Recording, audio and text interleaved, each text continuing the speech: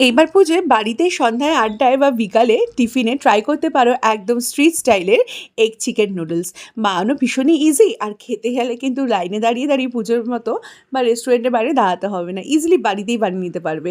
এর জন্য কী করতে হবে, নুডলসটাকে একটু সামান্য নুন আর একটু 1 থেকে 2 চামচের মতো তেল দিয়ে সেদ্ধ করতে হবে। মানে চাউমিনটাকে মানে গরম ফুটন্ত জলের মধ্যে দেবে, দিয়ে গ্যাসের ফ্লেমটাকে একটু কমিয়ে রাখবে।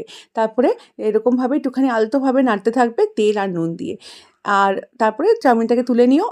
আর অপরদিকে একটু চিকেনের মধ্যে রসুন বাটা, লঙ্কার গুঁড়ো, একটু সামান্য নুন আর একটু কর্নফ্লাওয়ার দিয়ে মাখিয়ে রেখে দাও। বেশিক্ষণ না, ওই 10-15 মিনিটের মতো ম্যারিনেট করলেই হবে। আর সামান্য একটু ভিনিগার কয়েক ফোঁটা। আর এবার বেসিক্যালি যে সবজিগুলো লাগে, যেরকম গাজর, বিনস, তারপরে একটুখানি বাঁধাকপি, এগুলোকে ছোটো ছোটো একদম পাতলা পাতলা করে কেটে নাও।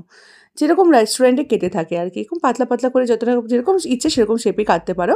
বাঁধাকপি আর একটুখানি বিনস, আর নেব স্বাদ অনুযায়ী, মানে যেরকম ঝাল খাবে সেরকম অনুপাতে লঙ্কা, কাঁচা লঙ্কা। এই সমস্ত সবজিগুলো কেটে নিয়েছি। আর পেঁয়াজ তো লাগবেই, পেঁয়াজটা কাটা আর দেখালাম না। এবার কড়াইতে দিয়ে দিচ্ছি সাদা তেল 1 চামচের মতো। এবার ডিমের মধ্যে একবারে গোলমরিচ আর একটু নুন দিয়ে এটাকে ভালো করে ফেটিয়ে, মানে 2টো ডিমকে ভালো করে ফেটিয়ে এর তেলের মধ্যে দিয়ে একটু হাই ফ্লেমে এটাকে এগ ভুর্জি বানিয়ে নাও। একদম এরকম যখন এগ ভুর্জিগুলো হয়ে যাবে, তখন তেলটাকে মানে ডিমগুলোকে তুলে নাও ভালো করে। তারপরে কড়াইতে দিয়ে দাও আরও 1 চামচের মতো তেল। তারপরে ওর মধ্যে ম্যারিনেট করা চিকেনগুলোকে দিয়ে দাও। চিকেনগুলোকে একবারেই দিয়ে দিও, দিয়ে আলতোভাবে নেড়েচেড়ো, তাহলে দেখবে চিকেনগুলো মানে একটার সাথে একটা লেগে থাকবে না, ছেড়ে যাবে। তারপরে হাই টু মিডিয়াম ফ্লেমে এগুলোকে ভালো করে ভেজে নাও। তোমরা চাইলে কিন্তু কর্নফ্লাওয়ার ছাড়াও এগুলোকে করতে পারো। রেস্টুরেন্টে কিন্তু কর্নফ্লাওয়ার দিয়ে ভাজে না, আমি স্বাদের জন্য কর্নফ্লাওয়ার দিয়েছি। এবার দিয়ে দিচ্ছি 1 চামচের মতো রসুন থেতো করা। তার মধ্যে দিয়ে দিচ্ছি পেঁয়াজ। রসুনটাকে থেতো করেছি আমি সময় বাঁচাবার জন্য, তোমরা কিন্তু কুচি করেও দিতে পারো।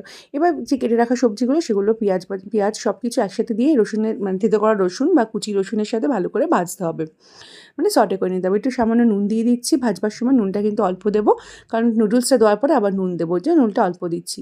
এবার বয়েল নুডলসটার মধ্যে অ্যাড করলাম, করে এবার দিয়ে দেবো স্বাদ অনুযায়ী, নুনটা বুঝে দেবে, নুন, আর দেবো 1 চামচের মতো ভিনিগার, আর দেবো হাফ টিস্পুনের মতো সয়া সস, আর দেবো হাফ টিস্পুনের মতো চিনি। এবার ভেজে রাখা চিকেন আর এগটাকে দিয়ে দিচ্ছি। এবার এর মধ্যে একটুখানি গোলমরিচের গুঁড়ো ছড়িয়ে দেবো। এবার কিছুই না, হাই ফ্লেমে এটাকে টানা 1 থেকে 2 মিনিট ভালো করে মেশাতে হবে। চাইলে 2টো স্প্যাটুলা দিয়েও মেশাতে পারো বা 2টো খুন্তি দিয়েও মেশাতে পারো।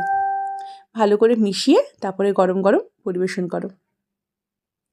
রেসিপিটি ভীষণই ইজি, যে কেউ বানাতে পারবে। আর বানালে কিন্তু কেউ ধরতে পারবে না যেটা বাড়িতে বানানো, মনে হবে যেটা কিন্তু দোকান থেকেই কেনা, এতটাই এর স্বাদ হয়। তো পুজোয় কিন্তু তোমরা এরকম বাড়িতে বানিয়ে নিতে পারো। আর যদি বানাও তাহলে কমেন্টে জানিও তোমাদের রেসিপিটি কীরকম লাগলো। ভালো লাগলে বন্ধুবান্ধবের সাথে শেয়ার করে দাও, অনুরোধ রইল। তো বন্ধুরা, আজকের মতো এই পর্যন্তই। আবার চলে আসবো নতুন রেসিপির সাথে। সব ভালো থেকো, সুস্থ থেকো, পুজো ভালো করে কাটিও। Thank you for watching this video.